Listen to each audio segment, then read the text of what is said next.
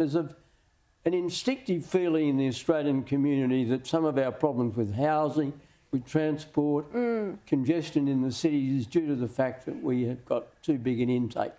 Now, I think we need to have a steady, adjustable, if you can have both those things at the same time. I suppose it can be steady if the adjustments are not too sharp.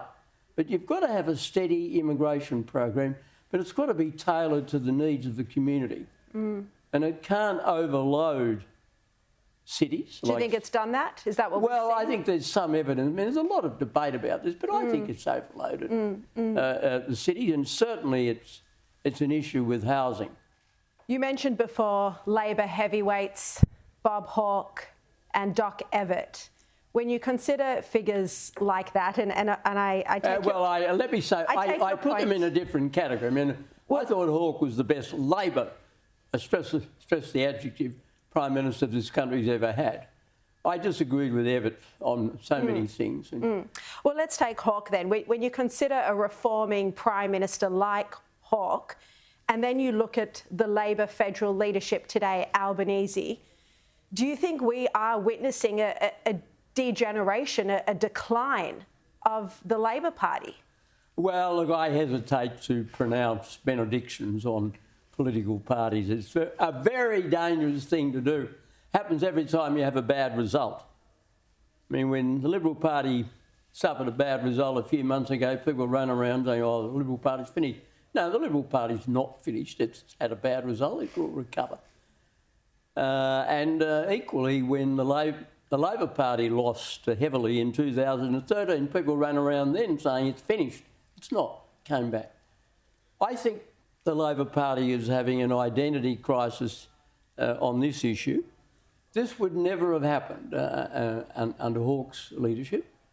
And Albanese talks about how he wanted to model himself on Bob Hawke. Well, he's not doing that when it comes to the Middle East.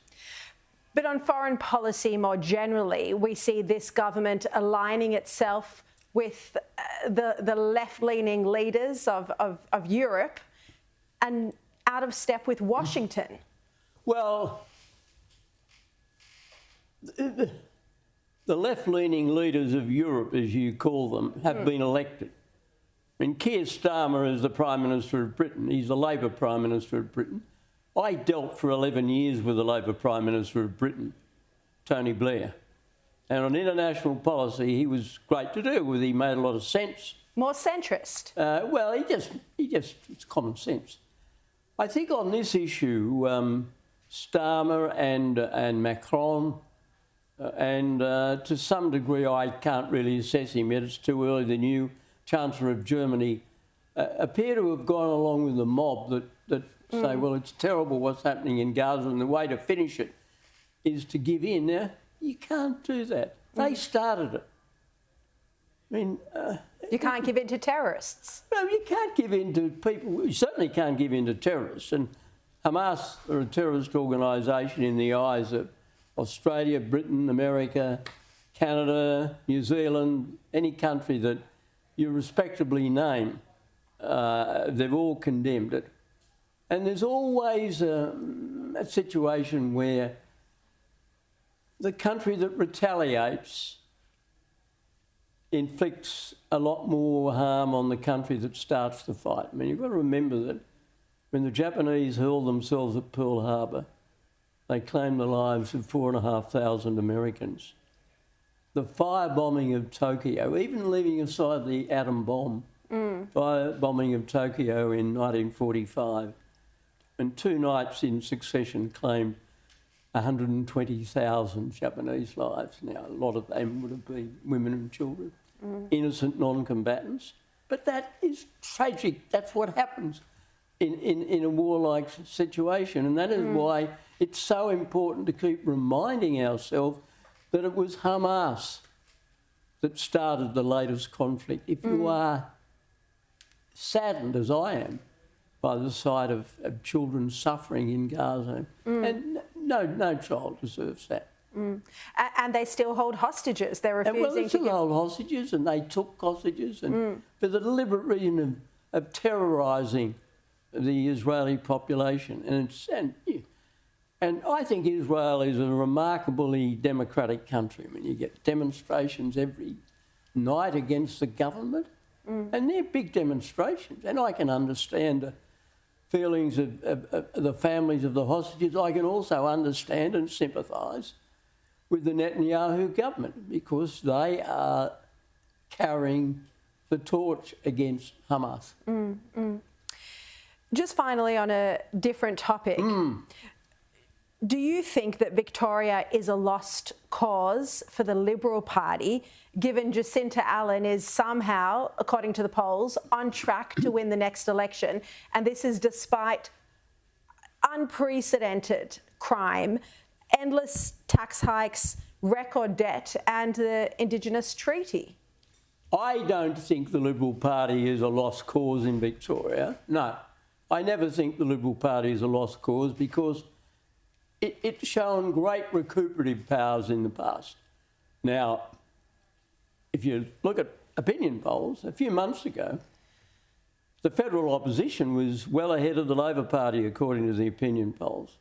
But the Labor Party ended up winning the last election with a better majority than I personally thought they would have. And a lot of people tended to agree with me in that. But I do think the Liberal Party has to focus on the policy divide in that state.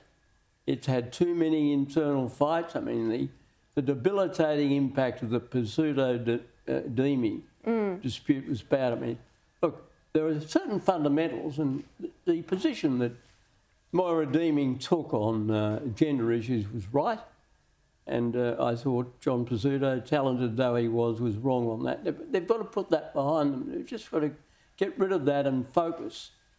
And if they do that, they can win, because it's been a pretty bad government, that Labor administration, but it survived in the past and it will survive again unless the Liberal Party gets its act together. And it gets its act together by focusing on big policy differences, not on talking about itself. The public has got no patience with political parties that spend their time talking about themselves. I think federally we are seeing a radical far-left Labor government. I do think this is unlike other centrist Labor governments of the past.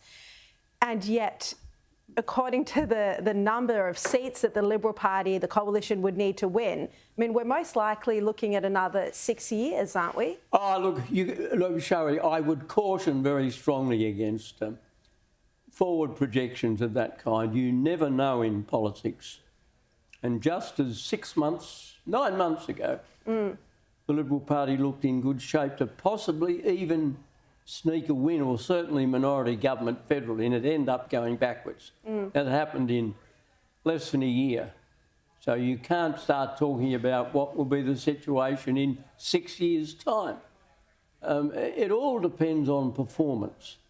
The Liberal Party has a new leadership group, and Susan Lay's got to be given a chance to perform as a leader, and I hope that she succeeds. I want her to succeed. Not only because I'm a Liberal, but because I think she's got a lot of talent and a lot of commitment.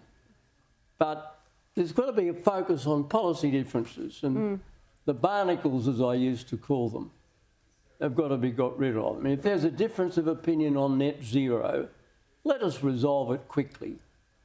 Do you have a view on what it should be? Oh, I've become a climate change agnostic. And I don't normally use that word except in a religious context, and I'm certainly not an agnostic religiously, but I am on climate change very agnostic.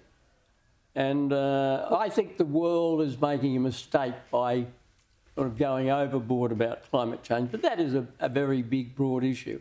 When you say agnostic in the sense of climate change, what do you mean by that? Just final question. No, what I mean by that is that I'm not persuaded that the world will come to an end if we don't reduce carbon emissions in a radical way. Yeah. So abandon net zero, the 2050 Well, that targets. means that I'm doubtful that net zero is worth the price we're paying for it. That's my view. But I'm a former. I'm a has-been. Well, you are still incredibly influential and well admired by all Australians. And I'm very grateful for your time today, Mr. Howard. Thank you so much.